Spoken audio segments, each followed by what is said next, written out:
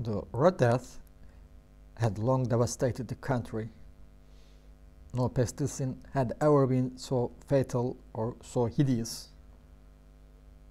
Blood was its avatar and its seal, the redness and the horror of blood.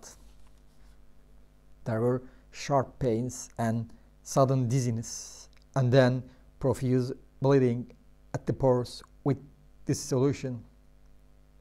The scarlet stains upon the body and especially upon the face of the victim were the past ban which shut him out from the aid and from the sympathy of his fellow men. And the whole seizure, progress and termination of the disease were the incidents of half an hour. But the Prince Prospero was happy and dauntless and sagacious. When his dominions were half depopulated, he summoned to his presence and 1,000 hale and light-hearted friends from among the knights and dames of his court, and with these retired to the deep seclusion of one of his castellated abbeys. This was an extensive and magnificent structure, the creation of the prince's own eccentric yet august taste. A strong and lofty wall grilled it in. This wall had gates of iron. The courtiers, having entered, brought furnaces and massy hammers and welded the bolts. They resolved to leave means neither of ingress or egress to the sudden impulses of despair or of frenzy from within. The abbey was amply provisioned. With such precautions, the courtiers might be defiant to contagion. The external world could take care of itself. In the meantime, it was folly to query or to think.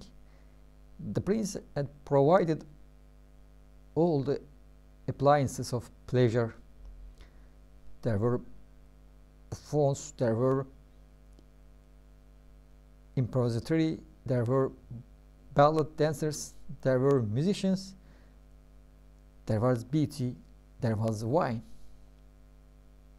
All these and security were within. Without was the Red Death. It was toward the close of the 5th or 6th month of his seclusion, and while the pestilence raged most furiously abroad, that the Prince Prospero entertained his 1,000 friends at a masque ball of the most unusual magnificence. It was a voluptuous scene, that masquerade. But first let me tell of the rooms in which it was held. There were 7, an imperial suite.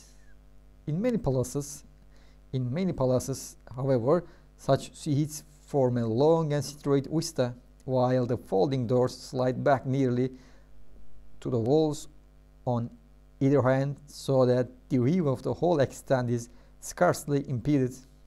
Here the case was very different, as might have been expected from the Duke's love of the bizarre. The apartments were so irregularly disposed that the vision embraced but little more than one at a time. There was a sharp turn at every 20 or 30 yards, and at each turn a novel effect. To the right and left, in the middle of each wall, a tall and narrow Gothic window looked out upon a closed corridor which pursued the windings of the suite. These windows were of stained glass, whose color varied in accordance with the prevailing hue of the decorations of the chamber into which it opened. That at the eastern extremity was hung, for example, in blue and vividly blue were its windows. The second chamber was purple in its ornaments and tapestries, and here the paints were purple. The third was green throughout, and so were the casements. The fourth was furnished and lighted with orange. The sixth with violet. The seventh apartment was closely shrouded in black velvet tapestries that hung all over the ceiling and down the walls, falling in heavy folds upon a carpet of the same material and hue. But in this chamber only, the color of the windows failed to correspond with the decorations. The paints here were scarlet, a deep blood color. Now, in no one of the 7 apartments was there any lamp or candelabrum amid the profusion of golden ornaments that lay scattered to and fro or depended from the roof. There was no light of any kind emanating from lamp or candle within the seat of chambers, but in the corridors that followed the seat, there stood, opposite to each window, a heavy tripod bearing a brazier of fire that projected its rays through the tinted glass and so glaringly illumined the room. And thus were produced a multitude of gaudy and fantastic appearances. But in the western or black chamber, the effect of the firelight that streamed upon the dark hangings through the blood-tinting paints was ghastly in the extreme and produced so wild a look upon the countenance of those who entered that there were few of the company bold enough to set foot within its precincts at all. It was in this apartment also that there stood against the western wall a gigantic clock of ebony. Its pendulum swung to and fro with a dull, heavy, monotonous clank, and when the minute hang made the circuit of the face and the hour was to be stricken, there came from the brazen lengths of the clock a sound which was clear and loud and deep and exceedingly musical, but of so peculiar a note and emphasis that at each lapse of an hour the musicians of the orchestra were constrained to pause momentarily in their performance to hearken to the sound, and thus the waltzers perforce ceased their evolutions, and there was a brief disconcert of the whole gay company. And while the chimes of the clock yet rang, it was observed that the giddies grew pale, and the more aged and sedate passed their hands over their brows, as if in confused reverie or meditation. But when the echoes had fully ceased, a light laughter at once pervaded the assembly. The musicians looked at each other and smiled as if at their own nervousness and folly, and made whispering vows, each to the other, that the next chiming of the clock should produce in them no similar emotion. And then, after the lapse of 60 minutes, there came yet another chiming of the clock, and then there were the same disconcert and tremulousness and meditation as before. But in spite of these things, it was a gay and magnificent revel. The tastes of the Duke were peculiar. He had a fine eye for colors and effects. He disregarded the decora of mere fashion. His plans were bold and fiery, and his conceptions glowed with bombastic luster. There are some who would have thought him mad. His followers felt that he was not. It was necessary to hear and see and touch him to be sure that he was not. He had directed in great part the movable embellishments of the 7 chapters upon occasion of this great fete, and it was his own guiding taste which had given character to the masqueraders. Be sure they were grotesque. There were much glare and glitter and piquancy and phantasm, much of what has been since seen in Hernani. There were arabesque figures with unsuited limbs and appointments. There were delirious fancies such as the madman fashions. There was much of the beautiful, much of the wanton, much of the bizarre, something of the terrible, and not a little of that which might have excited disgust. To and fro in the 7 chapters there's talk, in fact a multitude of dreams, and these the dreams written in and about taking the hue from the rooms and causing the wild music of the orchestra to seem as the echo of their steps. There strikes the ebony clock which stands in the hall of the velvet, and then for a moment all is still and all is silent save the voice of the clock. The dreams are still frozen as they stand, but the echoes of the chime die away. They have endured but an instant, and a light, half subdued laughter floats after them as they depart. And now again the music swells and the dreams lie and reads to and fro more merrily than ever. But the chamber which lies most westwardly of the 7, there are now none of the maskers who venture, for the night is waning away, and there flows a ruddier light through the blood-colored panes, and the blackness of the sable drapery appalls.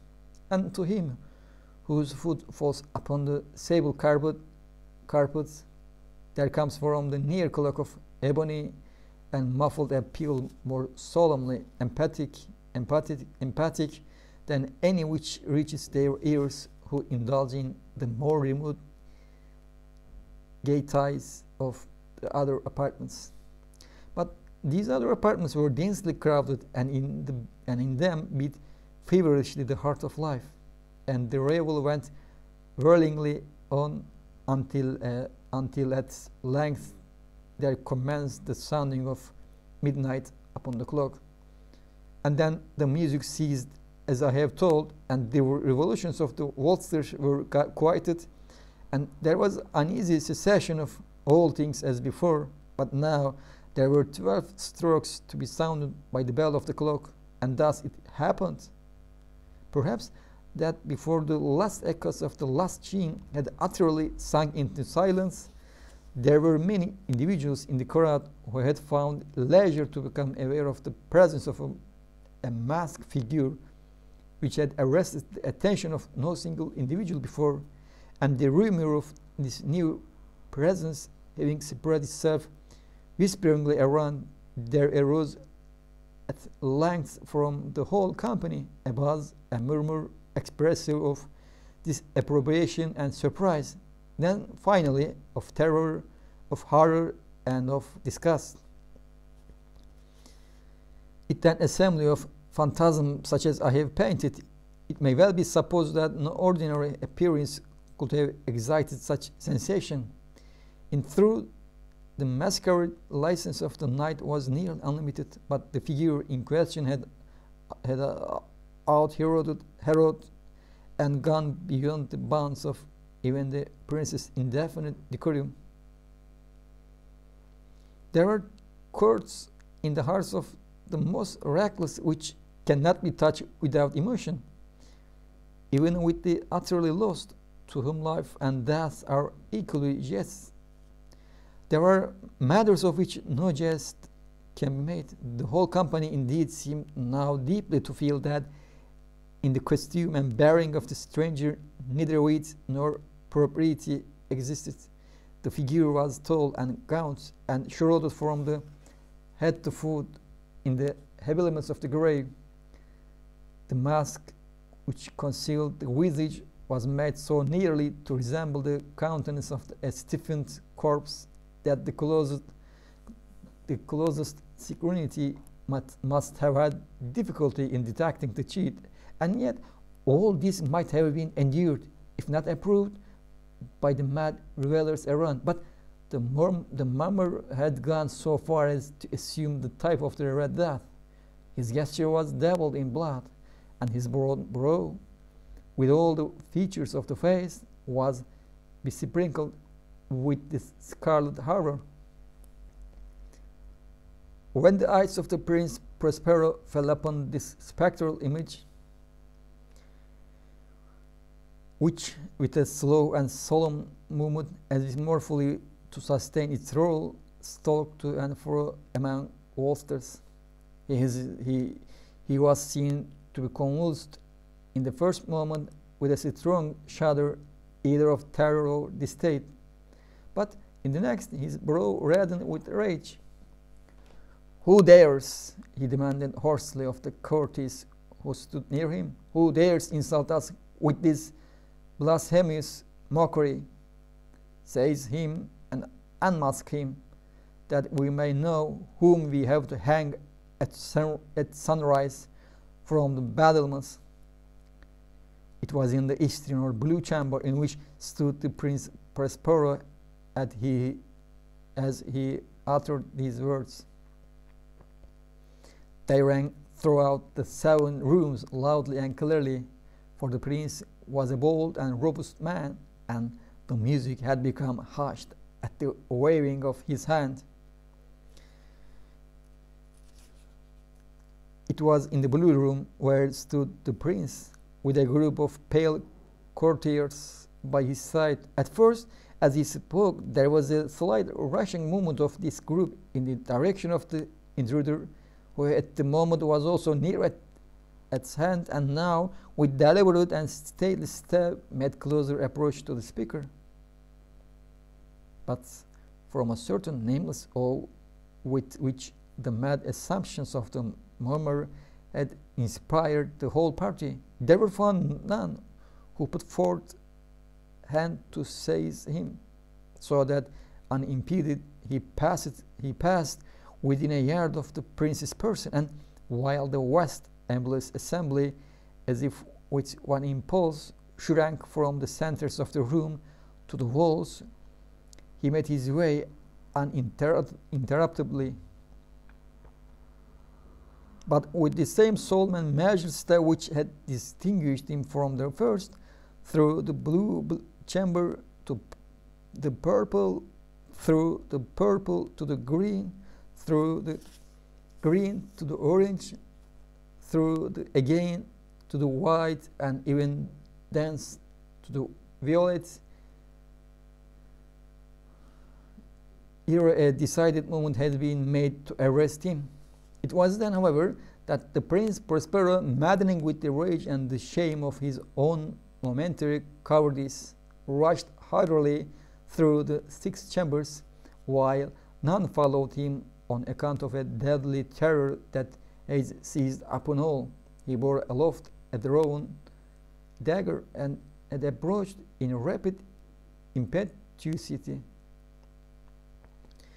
to within 3 or 4 feet of the retreating figure, when the latter, having attained the extremity of the velvet apartment, turned suddenly and confronted his pursuer.